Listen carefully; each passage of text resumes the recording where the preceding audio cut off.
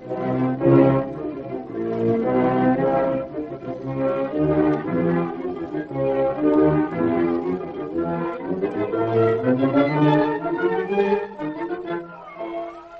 most delightfully fascinating character in the realms of mystery, Charlie Chan.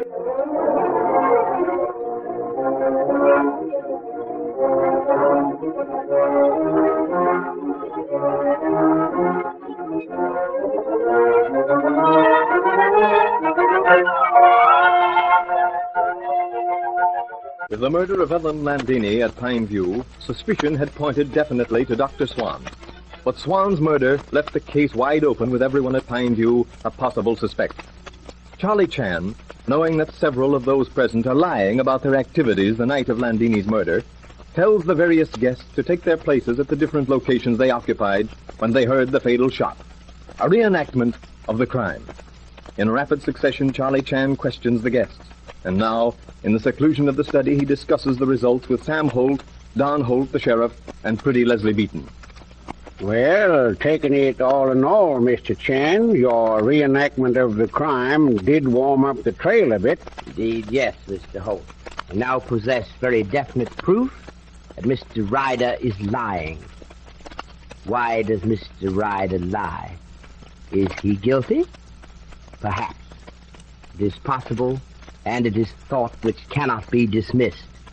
If not guilty, then what? That he's trying to hide somebody. Correct, Sheriff.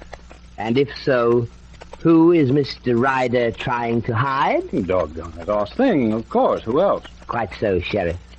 Mr. Ryder has undoubtedly found the same answer to addition sum which we have so often added. And like us, Mr. Ryder, disliking to see loyal and aged Chinese servant arrested, decides to shield him. I know you're going to laugh at me, but... My dear Miss Beaton, we welcome your opinion. And as for laughter, at present moment, it is far from my mind.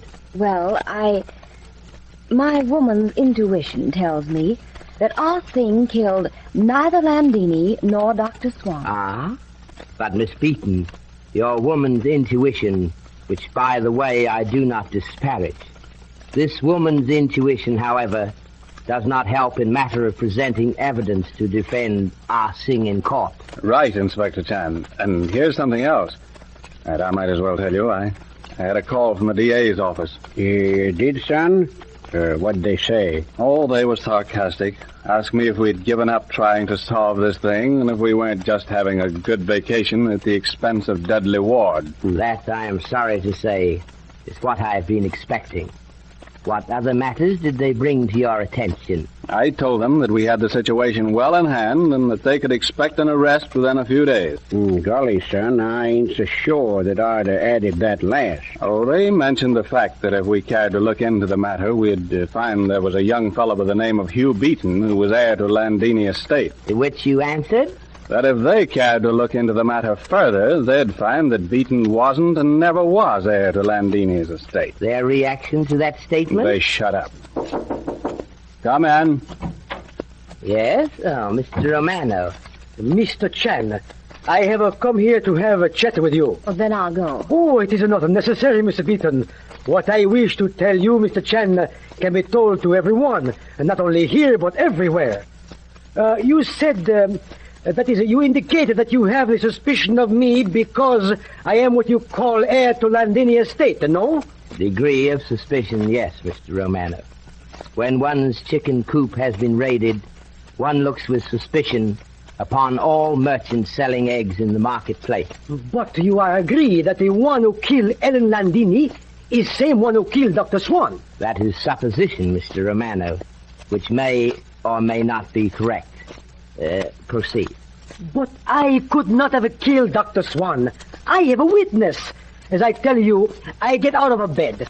I have only the pajamas, the dressing gown. Mr. Ryder, Miss Beaton, Ah Sing, they know that is the truth. I could not have gone to house and kill a swan. We were all waiting for you more than 40 minutes before you and the sheriff returned.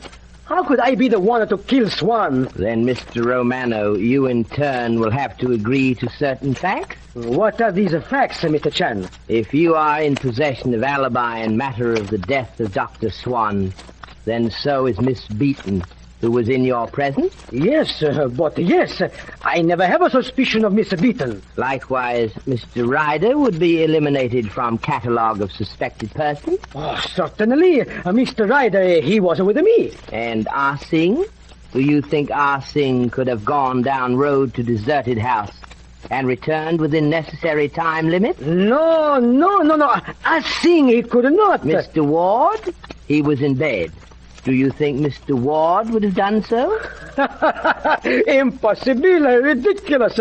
He was in a bed when Ah Sing went to his room. Then there remains Mr. Hugh Beaton, who was likewise in bed. That is, according to his sister, Miss Beaton. And that's the truth. I believe it. I believe it. Then we come down to Mrs. O'Farrell. I can see Mrs. O'Farrell plodding through the snow, bent on killing Swan. But no, not Mrs. O'Farrell, but perhaps, Cecile. Sorry to disappoint Mr. Romano, but it was not Cecile's footprints we followed in snow. But it could have been her husband.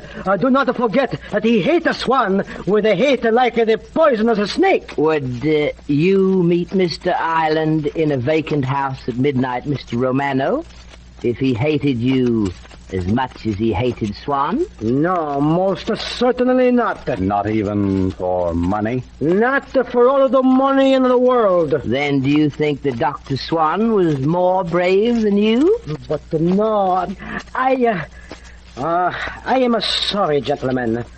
I am make a mistake in thinking I can convince you that I do not kill the Swan. I'm sorry, Mr. Romano, but you have exactly same degree of alibi as everyone else in this case. Here. Come in, please. You want to see me, Mr. Chan? Yes, Mr. Ireland. Will you be so kind as to look on top of desk and tell me, have you seen that 45 before? Sure. It's mine. I brought it down here because my wife, Cecile, was scared to death. You used it? Used it? What do you mean? Oh. Think I killed Swan with it? Mm-hmm. Well, you're wrong. Not that I would have minded killing that rat. But listen, I bought the cartridges for that gun after Swan was killed. And the gunsmith will tell you that he remarked that the gun hadn't been fired for years. He, the gunsmith, suggested that I go out in his backyard and fire one shot before I turned it over to Cecile. Which you did? Yes. Then I reloaded it and gave it to Cecile. But if it's alibis you're looking for, I've got a better one. I awakened about 12:30 and remembered that I needed new magneto points for the plane. So I sent a night letter to San Francisco. You'll find that the telephone company has a record of that call. If you fellows keep on providing alibis for yourselves and one another at this rate, I'll begin to think that I killed Swan in my sleep. Only Inspector Chan here can provide a good alibi for me. Yes. Excessive concentration, like excess in anything, not good. I suggest that before it is completely dark, we take a little walk. Appetizer before dinner, if you wish. You take my arm, Mr. Holt? Good idea, Mr. Chan. How about you, Leslie? I think it's a splendid idea. Mr. Romano? No, Mr. Chan. This time of evening for singer, it is treacherous. The throat, that is sensitive throat, it cannot stand the dampness in the air.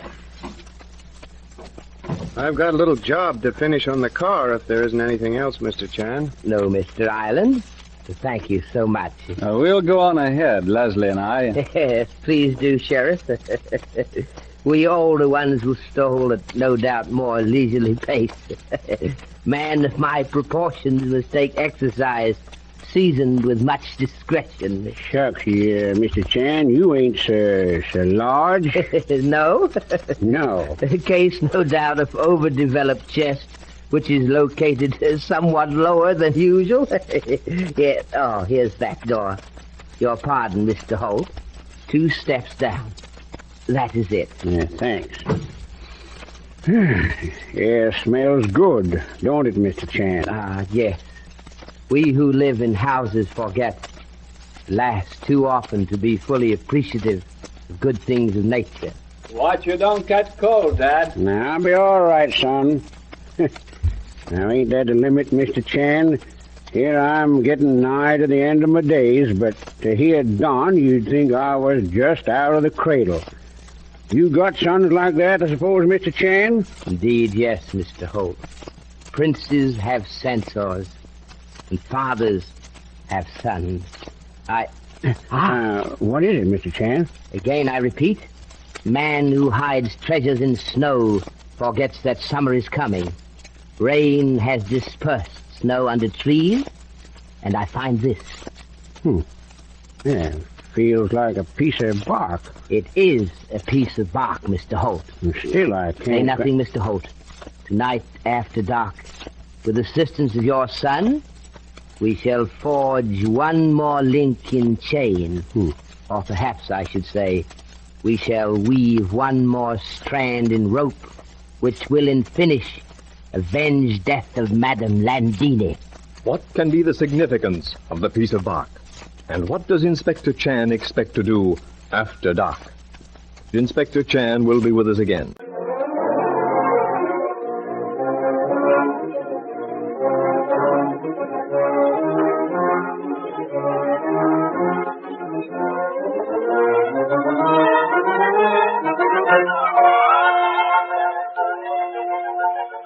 Well, Mr. Chan, you have something from the Chinese classics this evening? Indeed, yes, Mr. Wilson. It is brought to mind because of this case. The murder of Madame Landini is drawing to close, and friends made under unusual circumstances must soon come to parting of ways. Yes, Inspector? It is well to remember to treat all with kindliness.